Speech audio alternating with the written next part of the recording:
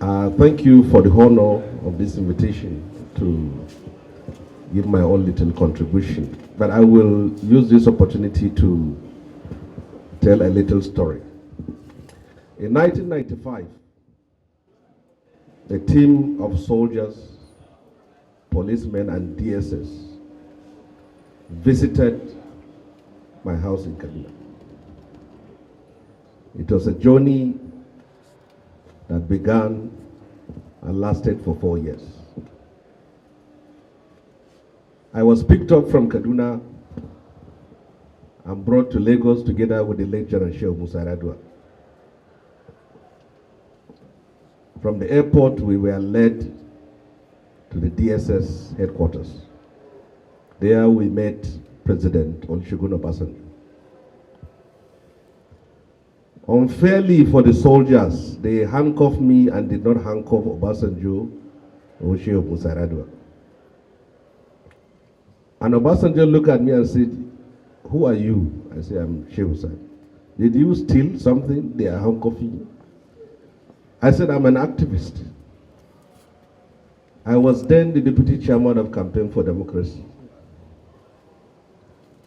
We were taken straight to Kirikiri Maximum Prison.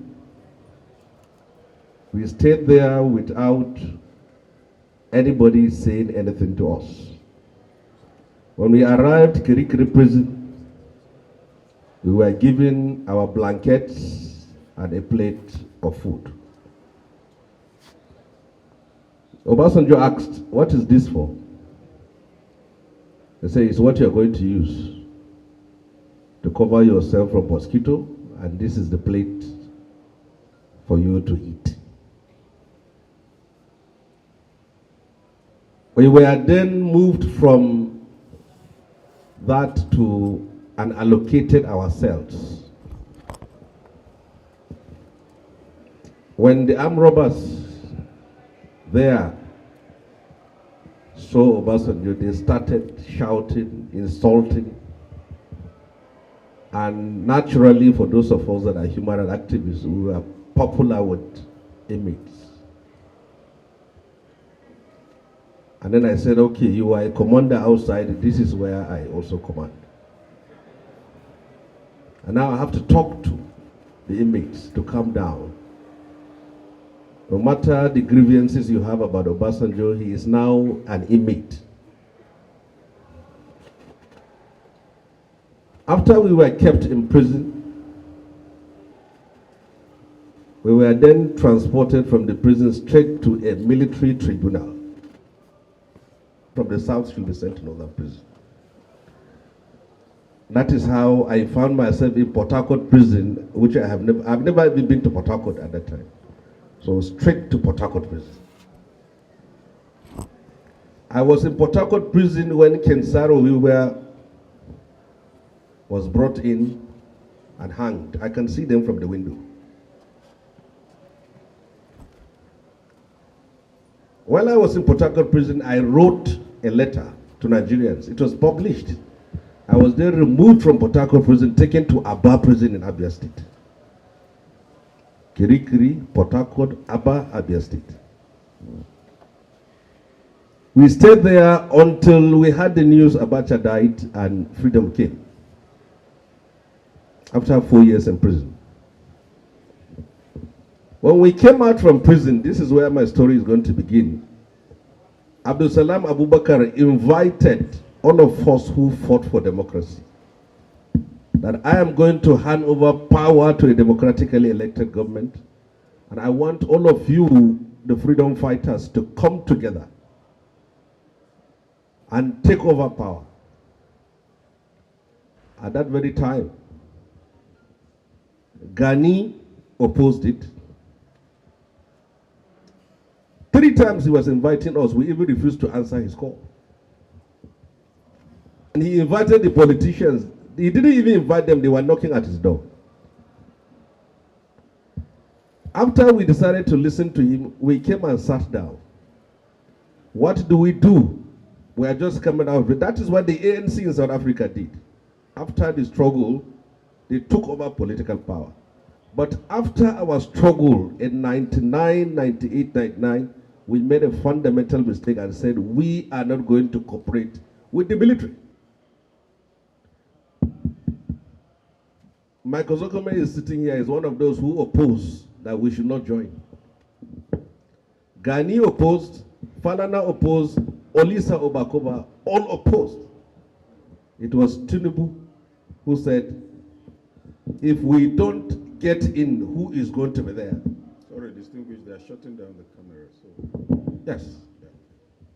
Then, by the time we all agreed to join the politics, politicians have taken over all positions. Mike Ozekhome tried to be governor of Edo State, he couldn't. Olisa tried to be president, he couldn't. Gani tried to be president, he couldn't. Falana tried to be governor of the state, he couldn't. I tried to be governor of Kaduna State. I couldn't because the space were all taken over. Thank you. Distinguished ladies and gentlemen, thank you. The rest of the story will be for another day. Another day. Happy democracy. Thank you. Thank you very much. Thank you very much. Yeah, we have to. Then we can say, yes, we have made this progress, but there's still room for us to move forward. Just like Shehu Sani said, how they were locked up, how they were detained. Can he say under this democracy, any Nigerian has found himself in another state? That's a progress.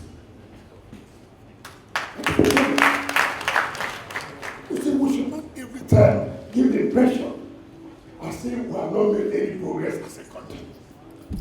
You have said here about infrastructure, FCT. You have said here FCT. Who is FCT Minister working on that? Who?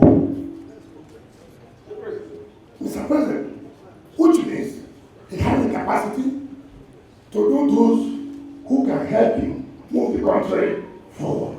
That is progress.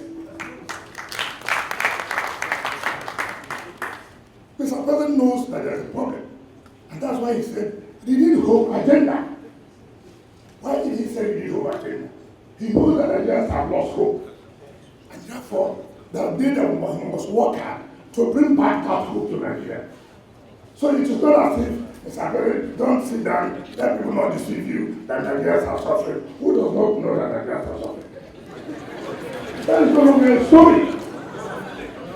And we should not distinguish between theory and real practice. You know, we like to come to the public and begin to compare what Nigerians like. We like to clap hands. Mr. President has been making a lot of efforts. And you know where we are coming from. We don't expect, within a short time, economy that was down, everything was this country was broken, and then you expect, within a short time, everything will be corrected. That is not correct. Thank you for saying that we have done Abuja, which means if Abuja can be well, it's good that things will be well. Yes. So I felt I should contribute this and to say my brother friend, and that the mere fact that you were activists does not mean that you will do well. No. That they do not allow you to do well. No. Activists have always failed. Activists have failed. We have seen activists that were given appointment and yet they failed.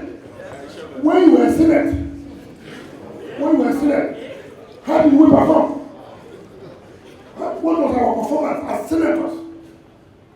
And you have said about rigging elections as an activist, how many times have you rejected brief? Those who have rigged the election, you have not defended them.